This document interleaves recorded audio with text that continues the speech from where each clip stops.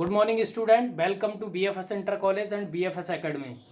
तो प्रिय छात्रों, आज हम टॉपिक पढ़ेंगे मैथमेटिक्स का टॉपिक है। 9th और 10th के लिए रहेगा संख्या पद्धति। नंबर सिस्टम क्या होता है स्टूडेंट्स, वो अभी हम डिस्कशन करेंगे। यहाँ पे नंबर सिस्टम क्या रहता है, देखिए प्राकृतिक संख्याएं मतलब नेचुरल नंबर और काउंटिंग नंबर, जो गिनती की संख्या रहती है वही नेचुरल नंबर रहता है, वही प्राकृतिक संख्या रहती है। जैसे है 1 2 3 4 5 6 7 8 9 10 एंड सो ऑन। ठीक है ना, समझ में आ गई होगी आपके। वो संख्याएं जो काउंटिंग में हम यूज करते हैं वो हमारी प्राकृतिक संख्याएं कहलाती हैं। पूर्ण संख्या क्या रहती हैं? पूर्ण संख्या को इंग्लिश में कहते हैं होल नंबर। होल नंबर क्या रहते हैं? इसमें जो काउंटिंग का जो नंबर रहता है उसी काउंटिंग के नंबर में हम जीरो को भी ऐड कर लेते हैं तो वो हमारा होल नंबर कहलाता है, यानी पूर्ण संख्या कहलाती है। जैसे जीरो से स्टार्ट होती है, 0 1 2 3 4 5 6 7 8 9 10 एंड सो ऑन। ठीक है ना। फिर आता है आपका पूर्णांक संख्याएं। पूर्णांक संख्या को इंग्लिश में बोलते हैं इंटीगर नंबर्स बोलते हैं। इंटीगर नंबर्स क्या रहते हैं? माइनस से लेके मतलब -4 -3 -2 -1 0 1 2 3 4 5 एंड सो ऑन, ऐसे करके जो रहता है वो हमारा क्या कहलाता है? पूर्णांक संख्या कहलाता है। ठीक है ना। माइनस इन्फिनिटी से लेके प्लस इन्फिनिटी तक होती है ये पूर्णांक संख्या हमारी। ठीक है ना। उसके बाद आता है हमारा अभाज्य संख्या।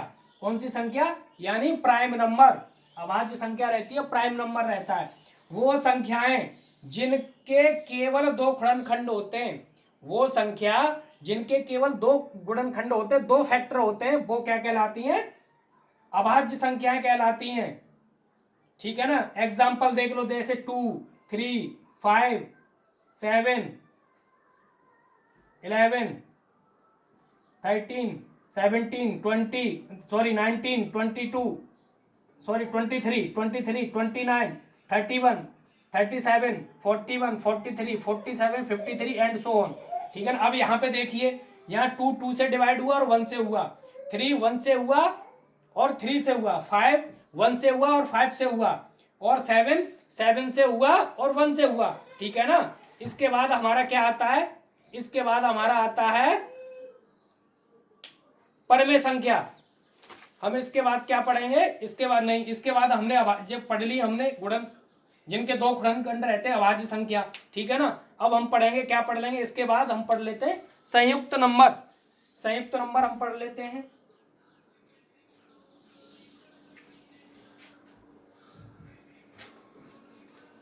इसके बाद हम लोग संयुक्त नंबर पढ़ेंगे। आप लोगों की भली बात समझ में आ रहा होगा।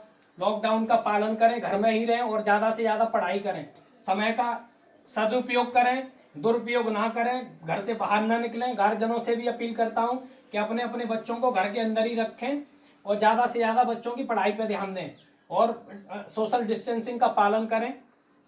अंगोछा बांधें, रूमाल बांधे, मुंह से मास्क बांधे, जो भी कुछ है बिना बांधे हुए घर से बाहर नहीं निकलना है। ठीक है ना। और इसके बाद चलो हम पढ़ लेते हैं, इसके बाद हम पढ़ लेते हैं संयुक्त नंबर। संयुक्त नंबर क्या रहता है? देखिए, संयुक्त संख्याएं, संयुक्त संख्या कौन सी रहती हैं? संयुक्त नंबर कौन कौन सी रहती हैं? कंपोजिट नंबर बोलते हैं इनको, इंग्लिश में क्या बोलते हैं? कंपोजिट।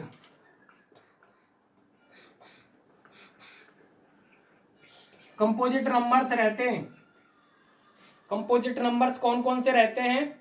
ऐसी संख्या जिनके दो से ज्यादा गुणनखंड रहते हैं। ऐसी संख्या जिनके दो से ज्यादा गुणनखंड रहते हैं। कौन सी? ऐसी संख्याएं जिनके दो से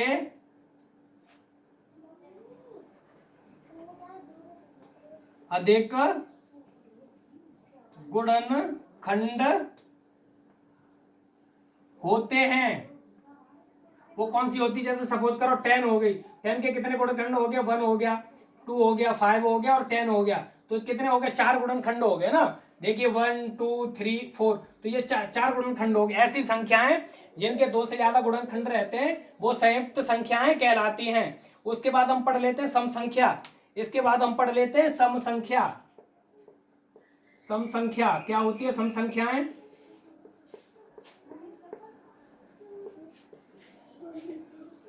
वो संख्याएं जो पूर्णतः 2 से विभाजित हो जाती हैं, वो संख्याएं जो 2 से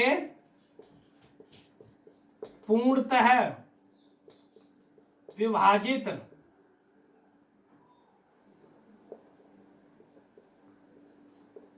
हो जाती हैं। फॉर एग्जाम्पल क्या होता है, 2, 4, 6, 8, 10 एंड सो ऑन, ठीक है ना, और भी हो सकती हैं। अब इसके बाद इसको इंग्लिश में बोलते हैं सम संख्या को इवन नंबर। क्या बोलते हैं इसको? इवन नंबर बोलते हैं।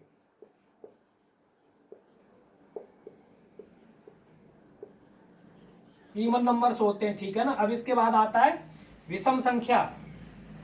विषम संख्याएं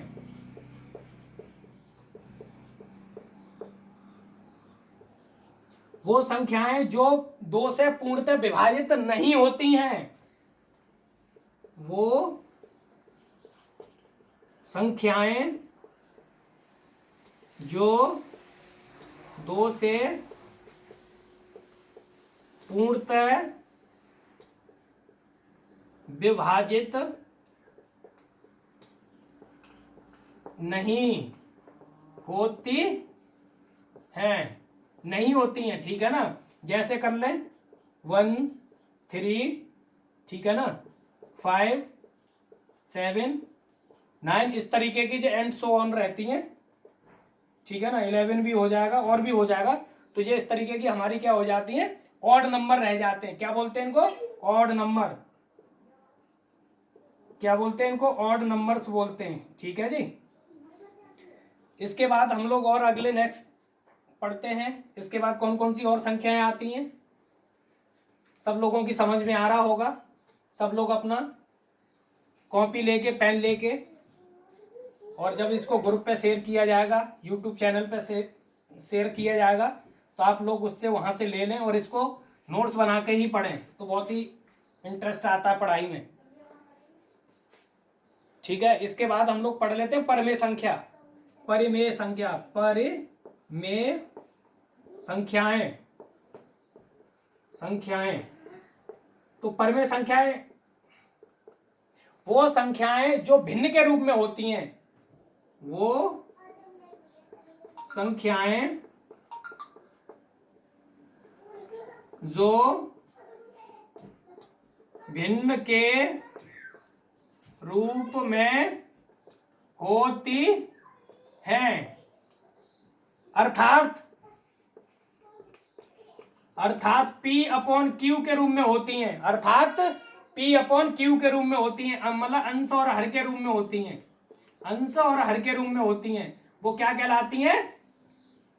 यहाँ एक कंडीशन लगी रहती है, Q does not equal to 0। ये कंडीशन रहती है कि यहाँ Q की वैल्यू 0 न रहे।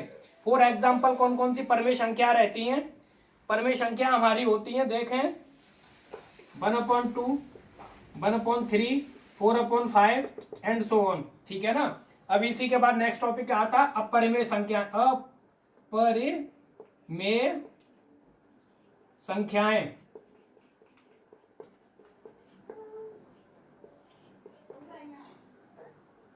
वो संख्याएं जो भिन्न के रूप में नहीं होती हैं। वो या वे संख्याएं जो भिन्न के रूप में नहीं होती हैं, अर्थात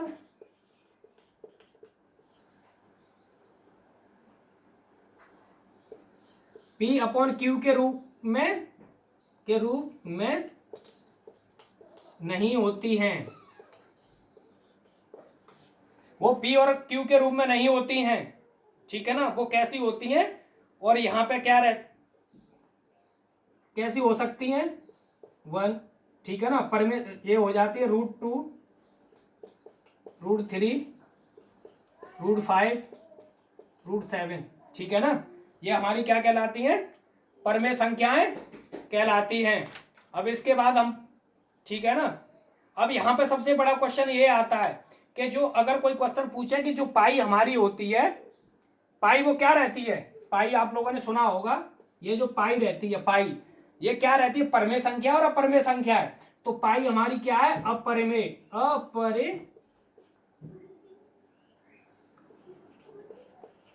क्या है, अपरमेय संख्या है। और जबकि इसकी वैल्यू दे देता 22/7 ही तो रहती है इसकी वैल्यू, तो ये क्या हो जाती है, ये परमेय संख्या हो जाती, परमेय संख्या, ये परमेय संख्या होगी। क्यों होगी, क्योंकि ये P/Q के रूप में होगी ना, भिन्न के रूप में होगी, और ये भिन्न के रूप में नहीं है, इसलिए ये क्या हो गई, अपरमेय संख्या हो गई। और आगे चलते हैं,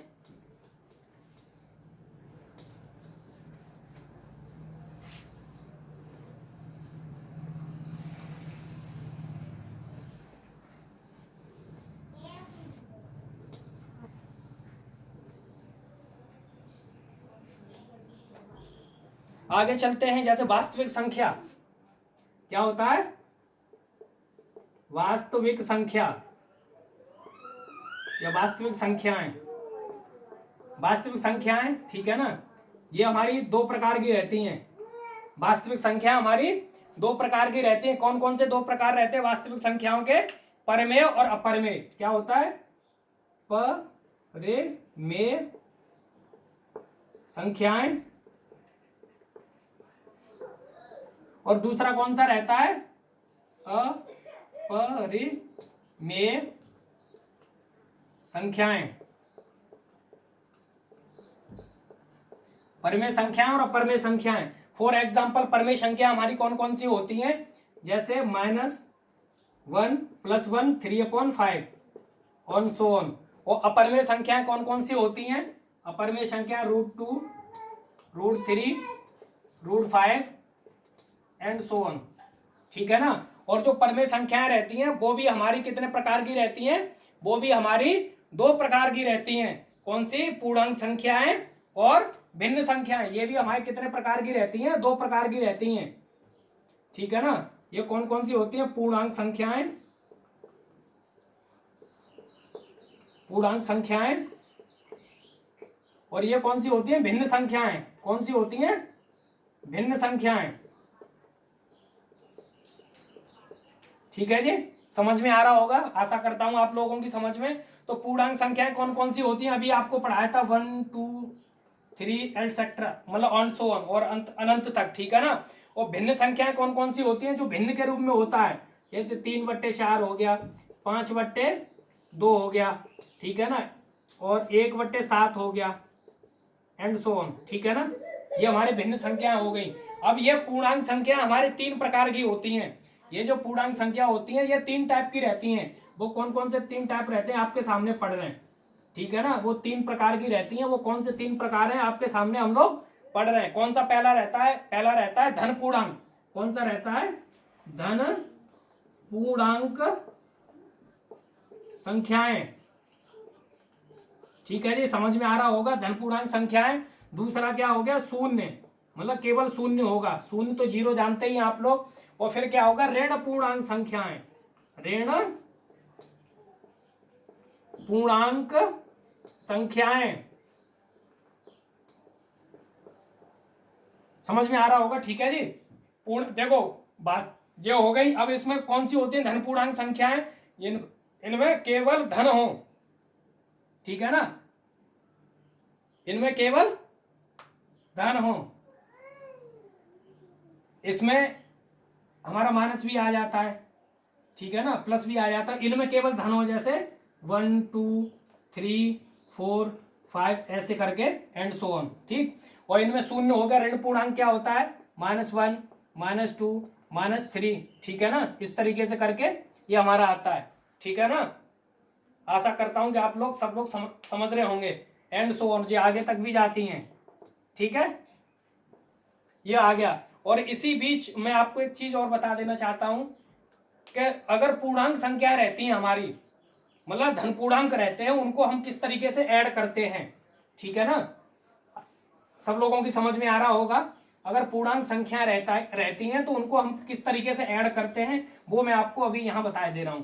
अगर कोई मान के चलिए धन पूर्णांक संख्या है, कोई धन पूर्णांक संख्या है, वो किस तरीके से करेंगे। सपोज करिए धन पूर्णांक संख्या है, कौन सी धन पूर्णांक संख्या देख लेते हैं। धन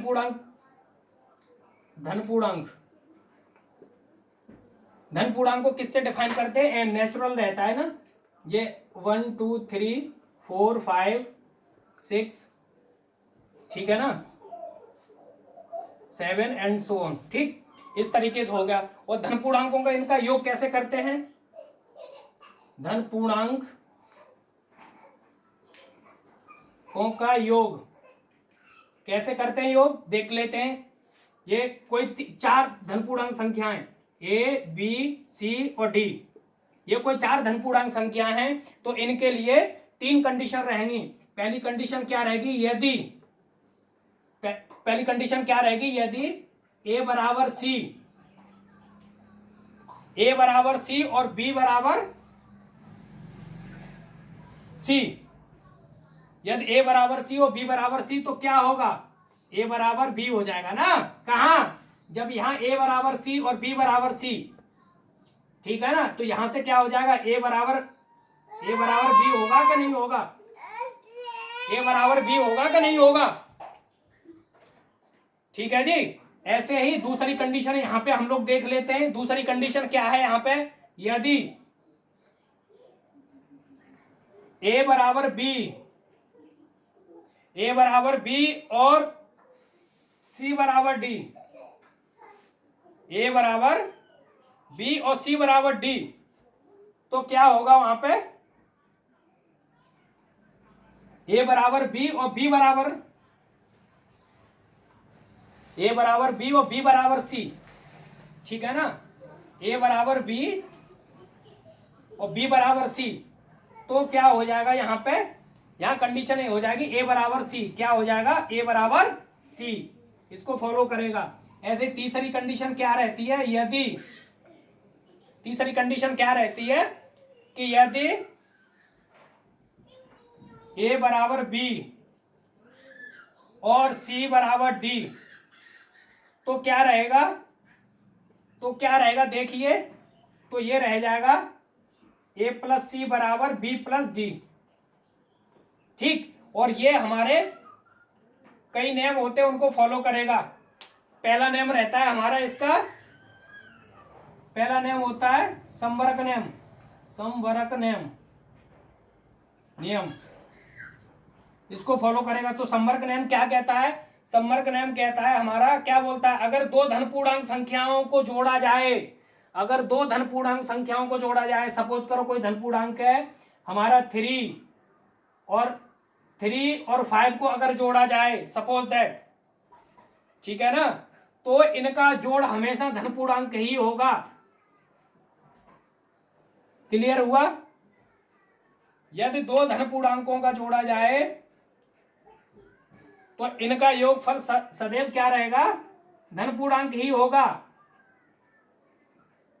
देख लीजिए आप, क्या होगा, धन पूर्णांक ही तो है ये, तो ये एक वैल्यू, ये क्या किसको सेटिस्फाई करेगा, संवर्ग नियम करता है, क्या करता है कि ए कॉमा बी एलिमेंट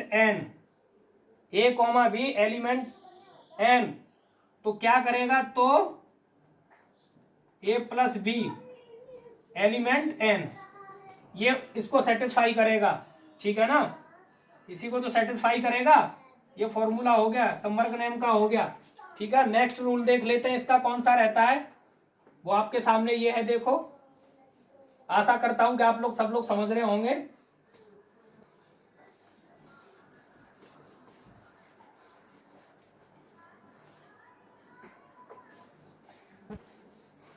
इसके बाद दूसरा रूल कौन सा आ जाता है, दूसरा रूल आ जाता है क्रम विनिमय नियम। सेकंड लॉ क्या आता है, क्रम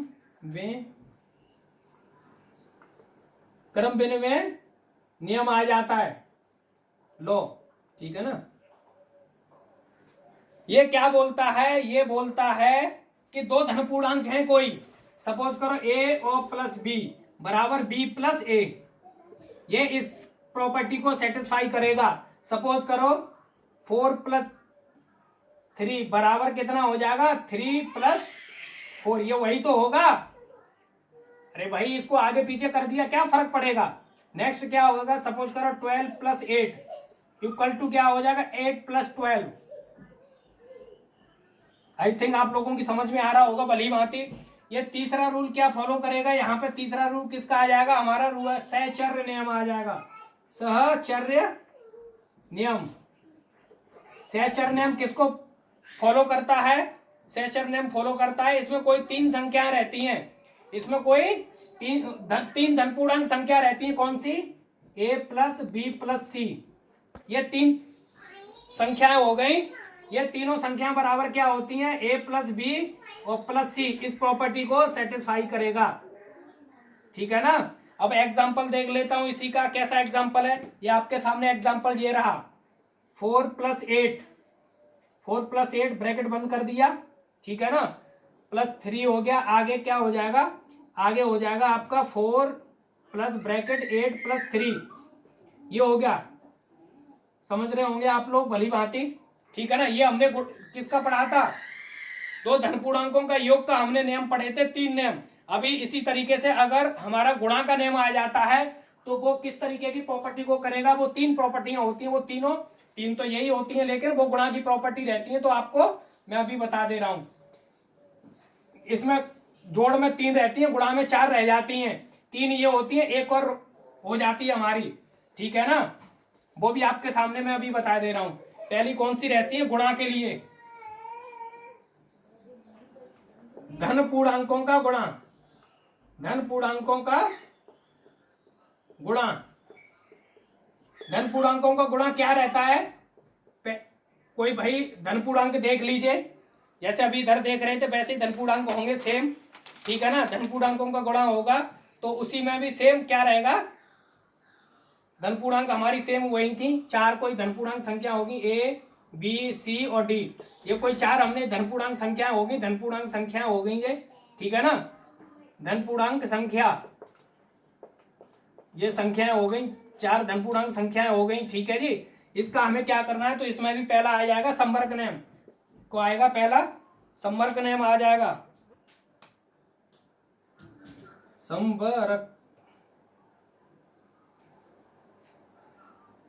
संवर्ग नियम आ गया। इसमें संवर्ग नियम में क्या करता है, वही करते हैं। अब इसमें गुणा करना है। सपोज करो कोई संख्या है, मान के चलो a और b,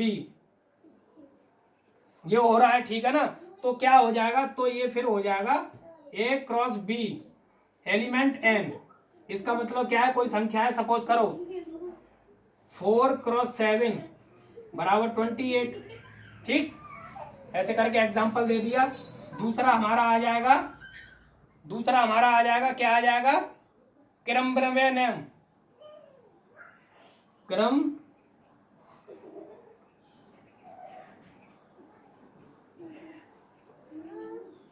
क्रमव्यय नियम। इसमें क्या हो जाता है, कोई हमारी सपोज करो a क्रॉस b हो गया और उसमें क्या हो जाएगा, b क्रॉस a हो जाएगा, ये हो गया क्रमव्यय नियम। सपोज करो यहाँ पे अभी कर लेते हैं 4×7 इक्वल टू 7×4, ये इस प्रॉपर्टी को सेटिस्फाई करेगा।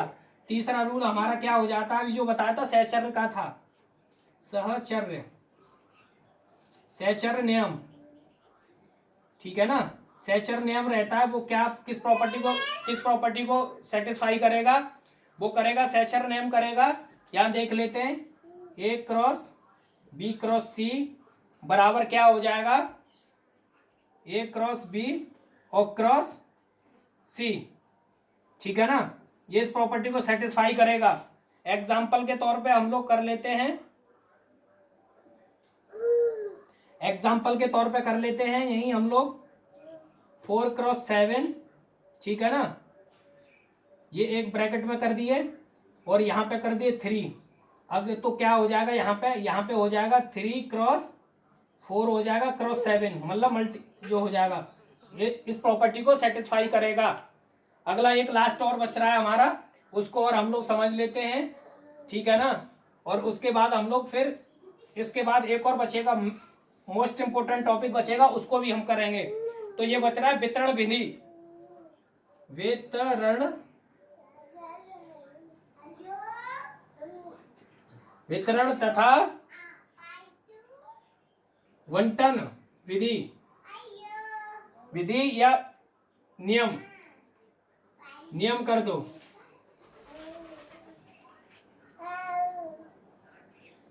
क्या नियम होता है ये, इसको एक बार हम देख लेते हैं। ये इसमें क्या रहता है ये देख लीजिए, ए क्रॉस बी क्रॉस सी, अगले में क्या हो जाता है ए क्रॉस बी प्लस क्या हो जाएगा, ठीक है ना। और इसको ऐसे भी कर सकते हैं, बी क्रॉस बी प्लस सी, बी प्लस सी वाला हो गया क्रॉस ए हो गया, तो अगले उसमें क्या लिख देंगे बी क्रॉस ए और प्लस सी क्रॉस ए। इस तरीके से आप लोग समझ रहे होंगे भली भांति, ठीक है ना। इसके बाद एक और मैं आपको बता दे रहा हूं, वो आता है हमारा बहुत मोस्ट इंपोर्टेंट